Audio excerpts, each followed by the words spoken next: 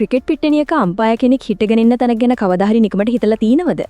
ඒක නිකන් මහම්බෙන් තෝරගන්න පහසු තැනක් නෙවෙයි. නෑ, ඒක පිටිපස්සේ ක්‍රීඩාවේ සාධාරණත්වම තීරණය කරන හරිව සියුම් විද්‍යාවක්, භෞතික විද්‍යාවක් තියෙනවා. ගොඩක් දෙනා අතර තියෙන පොදු මතයක් තමයි හොඳ ඇහැක් තියෙනව නම් පිට්ටනියේ ඕනම තැනක ඉඳගෙන උනත් තීරණයක් දෙන්න පුළුවන් කියන එක. හැබැයි මේ විශ්ලේෂණයට අපි යොදා ගන්න මූලාශ්‍රයක මේ වගේ සැර වචන වලින් මේ මතය සම්පූර්ණයෙන්ම කඩලා බිඳලා දානවා. එහෙනම් ඇත්තටම ප්‍රශ්නේ මේකයි. ඇයි අම්පයර්ලා හිටගන්න තැන් මෙච්චරටම නීතියක් වගේ කිසිම විදිහකින් වෙනස් කරන්න බැරි තරමටම නිශ්චිත වෙලා තියෙන්නේ? අපි මේකේ ඇතුළටම ගිහින් බලමු. හරි. දැන් අපි මේකේ හරියටම බහිමු. මේ හැම ස්ථානගත කිරීමක්ම පාලනය කරන එකම එක සරල හැබැයි හරිම බලවත් මූලධර්මයක් තියෙනවා. ඒක තමයි ක්‍රිකට් නීති පොතේ 2.9 වෙනි වගන්තියේ පැහැදිලිවම කියන දේ. Tamanගේ තීරණයක් අවශ්‍ය වෙන ඕනම ක්‍රියාවක් හොඳටම පේන තැනක අම්පයර් හිට ගන්න ඕන. මේක නිකන් යෝජනාවක් නෙවෙයි. මේ තමයි මුළු ක්‍රමයම අත්‍යවාර්යම.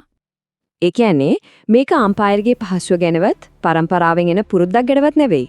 මේක තනිකරම ජ්‍යාමිතිය බලන කෝණය, ඒ කියන්නේ දෘෂ්ටි කෝණය සහ අවසානයේදී 100%ක්ම නිවැරදි තීරණය දීම කියන කාරණා ගැන විතරයි. අපි බලමු මේ මූලධර්මයේ නිසා හදන ප්‍රධාන භූමිකා දෙක දිහා.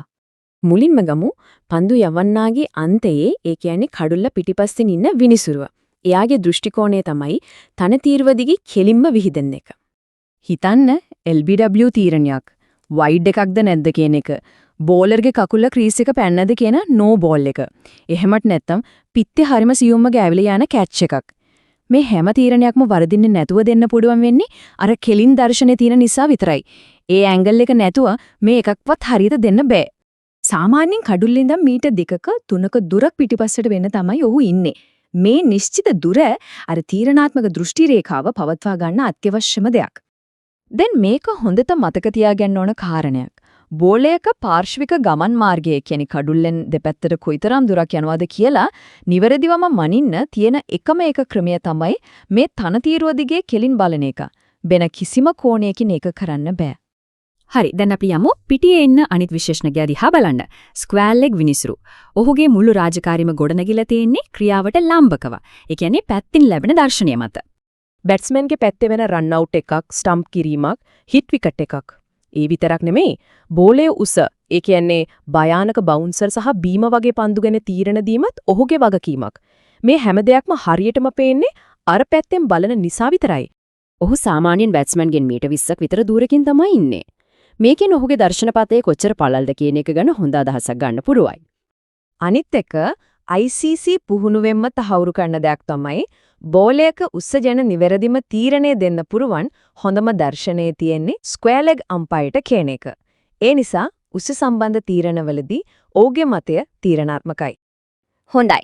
දැන් තමයි අපි එන්නේ මේ මුළු පද්ධතියම මෙහෙම වෙන්න හේතුව. මේ හැමදේම පිටිපස්සේ තියෙන විද්‍යාත්මක මූලධර්මය දිහාට.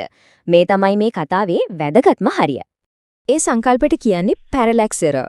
එහෙම නැත්නම් දෘෂ්ටි විභේද දෝෂය කියලා. සරලවම කිව්වොත් එකම දෙයක් දිහා බලන කෝණය වෙනස් කරද්දී ඒ දේ තියෙන තැන වෙනස් වෙලා පේන එක. අම්පයර් කෙනෙක්ට පිට්ටනියේ හිතන තැනක ඉන්න බැරි වෙන්නේ එකම විද්‍යාත්මක හේතුවත් මේකම තමයි. මේ සම්සන්දනීන් එක හොඳටම පැහැදිලි වෙනවා. බලන්න පන්දු යවන්නාගේ අන්තයේ ඉන්න අම්පයර්ට බෝලේ දෙපැත්තට යන ගමන. ඒ කියන්නේ වයිඩ්, LBW වගේ දේවල් මනින්න පුරුවන් සුපිරියට. හැබැයි ඔහුට බෝලේ උස්ස හරියටම කියන්න බෑ. ඒක ඔහුගේ අන්දලාපය.